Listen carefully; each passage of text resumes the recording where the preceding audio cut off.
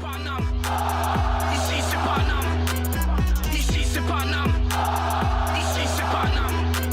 J'ai la tronche du parigot, le cœur qui palpite. On chante, on crie, Paris est magique. Le rouge, le bleu, fier de nos couleurs. Le parc en feu, ressens-tu la ferveur?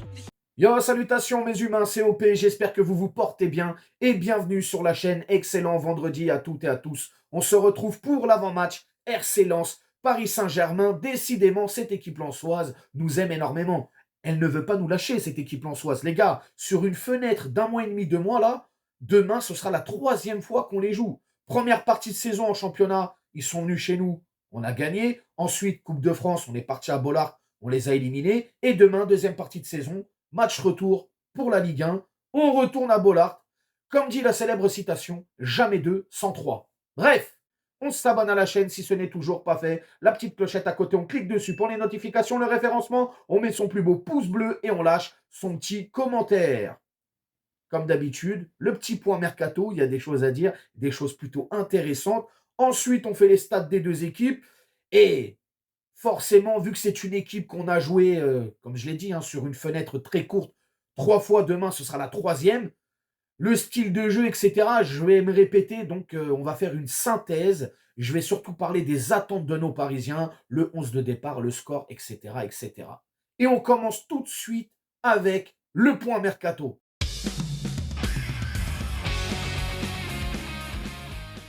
Un départ acté, une arrivée actée. On va commencer par le départ puisque Kolo Muani a enfin trouvé un point de chute. Notre Randal Kolo Muani qui malheureusement ne rentre plus dans les plans de Luis Enrique, ne réussit pas au Paris Saint-Germain. C'est compliqué pour lui. Bref, la vieille dame, les Bianconeri, l'accueil à bras ouverts. Thiago Motta a forcé, poussé pour récupérer l'international français. D'ailleurs, je pense que ce qui lui permet de garder une certaine cote aux yeux de certains clubs européens, c'est surtout ses performances avec les Bleus. Je pense que ça le sauve un petit peu quelque part, il faut dire la vérité. En tout cas, ce que l'on sait sur ce transfert de Randal Kolo Muani à la Juventus.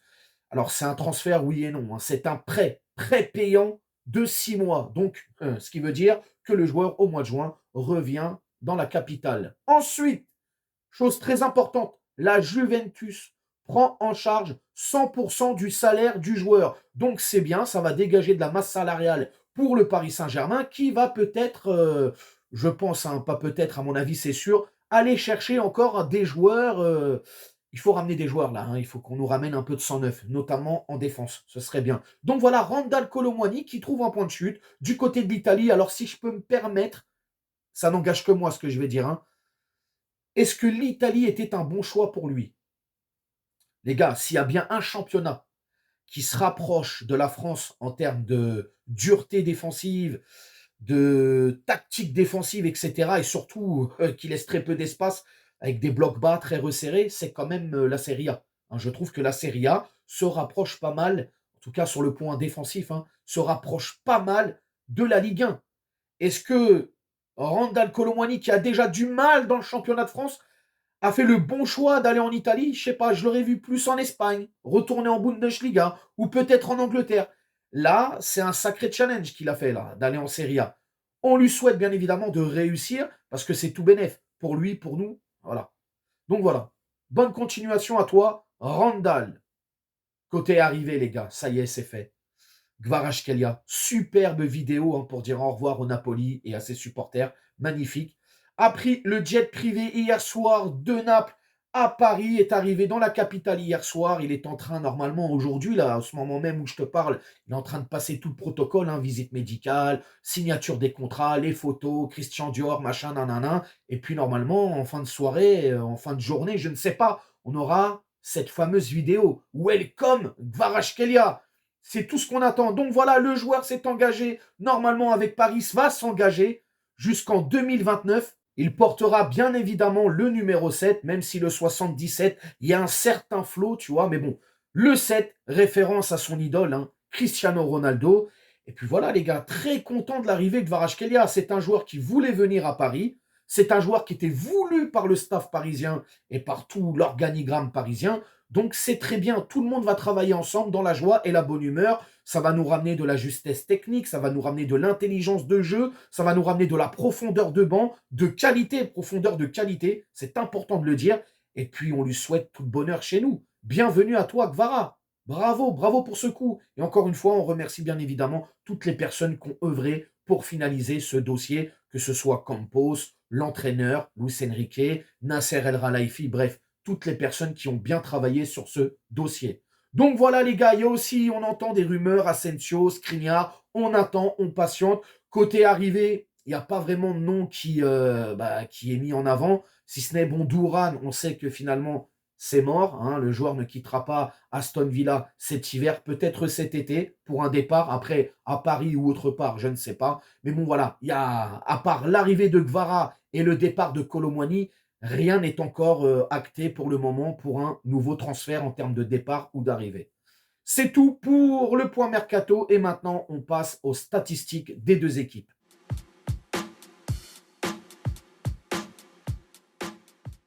Pour cette 18e journée de Ligue 1, nos rouges et bleus prennent la direction de Lens. Coup d'envoi à 17h au stade Bollaert et c'est retransmis sur la chaîne beIN Sport. Au classement général de la Ligue 1 et sans grande surprise, le RC Lens pointe à la 7e place avec 27 points. Quant à nos Parisiens, nos rouges et bleus, nous sommes toujours leaders premiers de Ligue 1 avec 43 points. Sur les 3 derniers matchs, chacune de leur côté en Ligue 1 pour ces deux équipes, le RC Lens, c'est la complète, œuf, jambon, fromage. On est sur un nul, une défaite et une victoire. Et pour nos Parisiens, bien évidemment, nous sommes sur 3 victoires d'affilée. Je vous mets aussi un petit tableau de stats en chiffres.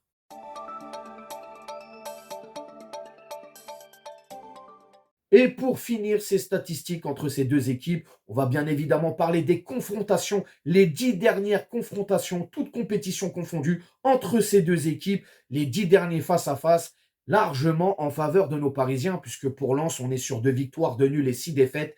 Pour le Paris Saint-Germain, tu te doutes bien, c'est 6 victoires, 2 nuls et 2 défaites.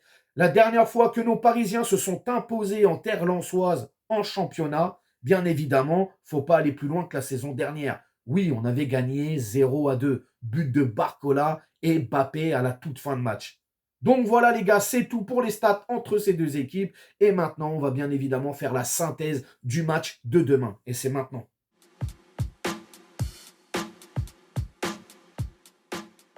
On les connaît, les Lensois, c'est une équipe généreuse, une équipe déterminée, surtout quand elle joue le Paris Saint-Germain, emmené par Will Steele, qui aime avoir un jeu de possession, qui joue au ballon, littéralement. Et en plus de ça, à Bollaert, ils vont être poussés par un public en feu. Donc à nous de faire très attention. Mais, parce qu'il y a toujours un mais, Lens vient de perdre 2 gros joueurs, notamment sur le plan défensif. Brice Samba qui s'est barré à Rennes et Kuzanov qui va s'engager avec Manchester City. Je pense que ça va laisser des traces. À nous d'en profiter. Les mecs, j'espère que ce match contre Espali, là, ça va vous remettre les pieds sur terre. Un petit peu d'humilité. Hein, monsieur Doué? Ah oui, monsieur Doué. Hein, vouloir dribbler toute une équipe amateur. C'est pas ça. Ça, c'est pas bon. Ça, j'ai pas aimé. Vraiment. Donc, demain soir, je veux une équipe travailleuse. Hein? On travaille les uns avec les autres. On se donne à fond. On est motivé.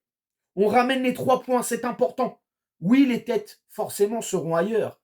Il y a City qui se rapproche la semaine prochaine. Mais demain, il faut être vraiment, vraiment impeccable. Faire preuve d'altruisme, faire preuve de lucidité devant les cages, convertir la moindre occasion directement. On reste bien en place, on applique tout ce que le coach demande. Du sérieux, tout simplement. Là, le match contre Espali, j'ai pas aimé la mentalité. J'ai vraiment pas aimé la mentalité. Donc, si demain, vous venez à Bollaert en claquettes chaussettes, en pensant que c'est gagné et vous voulez prendre cette équipe lensoise de haut, c'est nous, on va tomber de haut. Vraiment. Il y a 3 absents pour demain, mes humains. Marquinhos, laissé au repos. Ousmane Dembélé, laissé au repos aussi. Et le petit Mbaye qui a lui une gêne, je crois, une entorse à la cheville. Donc le 11 de départ, les gars, bon, on ne devrait pas avoir de problème. Justement, le 11 de départ, on va en parler maintenant. Moi, je pars avec un 4-3-3. Voilà. 4-3-3 des familles à la Luis Enrique. Donnarumma dans les cages. En charnière centrale, je partirai avec Beraldo et Pacho. Et Beraldo, on le voit, hein, dès qu'il est dans l'axe, c'est plutôt pas mal. Lucas Hernandez à gauche, Hakimi à droite. Le milieu de terrain, le classique, hein, João Neves, Vitinha et Zaïre Emery. Et pour l'attaque, je mets Ramos dans l'axe, je mets Lee à droite et je mets Barcola à gauche. Oui, je punis Désiré Doué pour ce qu'il a, voilà, ce qu'il a fait contre Espali. J'ai pas aimé sa mentalité. Donc il va sur le banc et je le ferai rentrer en cours de jeu. Je parle si bien évidemment, moi j'étais le coach du Paris Saint-Germain, c'est le 11 de départ que je te mets demain. Donc voilà, Désiré Doué sur le banc. Hein, il est puni. T'es puni! Au niveau du score, mes humains, je vois un but d'écart. Vraiment, je vois. Alors, victoire du Paris Saint-Germain, bien évidemment, mais un but d'écart. Je vois à 1, à 2. Et pour les buteurs, allez, disons Ramos et Barcola. Donc voilà. 1 à 2 pour le Paris Saint-Germain et les buteurs, Ramos, Barcola. Vous allez me dire dans les commentaires comment vous sentez ce match. Est-ce que vous sentez un match piège? Est-ce que vous sentez un match où Paris va le prendre au sérieux et va gagner haut la main? Ou alors ça va être très compliqué, ou vous voyez même quelque chose de pire que ça, la défaite? Vous me dites tout dans les commentaires. N'hésitez pas à vous abonner, partager, liker. Et nous, on s'attrape demain pour le débrief. Ciao. Nique sa mère, les footix, c'est l'UTES que j'incarne. Paris capitale, et là les gars capitulent. On voit toute ton équipe face à Navas, c'est ridicule.